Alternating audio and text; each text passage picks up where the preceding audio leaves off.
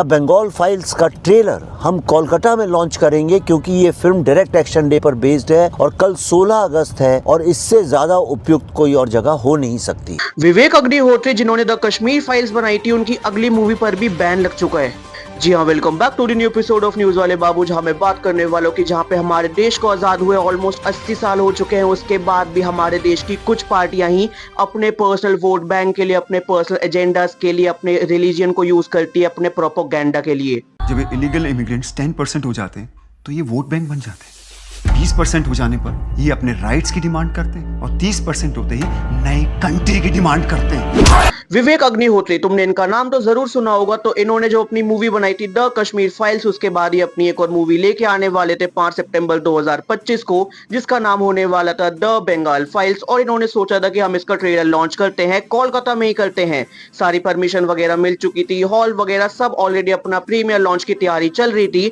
But premiere launch से थोड़ी देर पहले ही अपने कोलकाता की गवर्नमेंट ने कह दिया कि भाई साहब देखो, अब होगा यहाँ पे कैंसिल, आपका यहाँ पे ट्रेलर लॉन्च नहीं होगा। और ये भारत की एक नामचीन बहुत बड़ी सिनेमा हॉल चेन है और हमारे पास सारी परमिशंस थी, सारा राइटिंग में कॉरेस्पॉन्डेंस था, इसीलिए तो हमारी सारी टीम यहाँ कोलकाता आई। लेकिन यहाँ पहुँचते ही साथ मुझे अभी पता चला है कि उस कार्यक्रम को रद्द कर दिया गया है और वो इसलिए कैंसिल किया गया है, उसकी एक्सक्यूज ये दी गई है जो कि राइटिंग में नहीं, अनऑफिशियली दी जा रही है कि उनके ऊपर बहुत सारा पॉलिटिकल प्रेशर है और वो किसी भी तरह का पॉलिटिकल टर्मोइल नहीं चाहते हैं और चूंकि वो यहाँ पे सरवाइव कर सके इसलिए उनके लिए सही नहीं होगा। मैं उनकी मजबूरी समझता हूँ। कोई भी बिजनेस हाउस क्यों ऐसा काम करेगा जिसके कारण उसको पॉलिटिकली आगे चल के बहुत मुसीबत हो। लेकिन सवाल ये नहीं है, सवाल ये है कि कौन है वो लोग, कौन सा है वो पॉलिटिकल प्रेशर, कौन सी है वो पॉलिटिकल पार्टी जो हमारी आवाज को सप्रेस करना चाहती है और क्यों करना चाहती है। जो फिल्म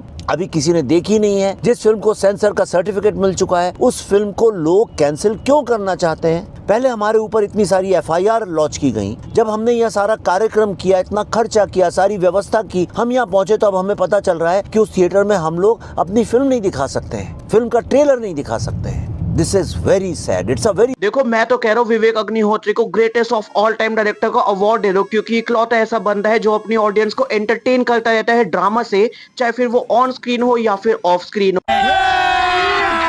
अभी मजा आएगा ना भिड़ो। बाकी देखो, इस टॉपिक पे कुछ भी ज्यादा कहने वाला मैं कोई नहीं होता। तुम बताओ, तुम किसे चूज करोगे, क्रिएटिव लिबर्टी को या फिर अपनी पॉलिटिकल स्टेबिलिटी को? मुझसे पूछोगे तो creative liberty at any cost. बाकी तुम बताओ कौन सही है कौन गलत, मेरे कमेंट्स में बताए ना। और जल्द मिलते हैं एक और न्यू एपिसोड ऑफ न्यूज वाले बाबू। Bye bye guys.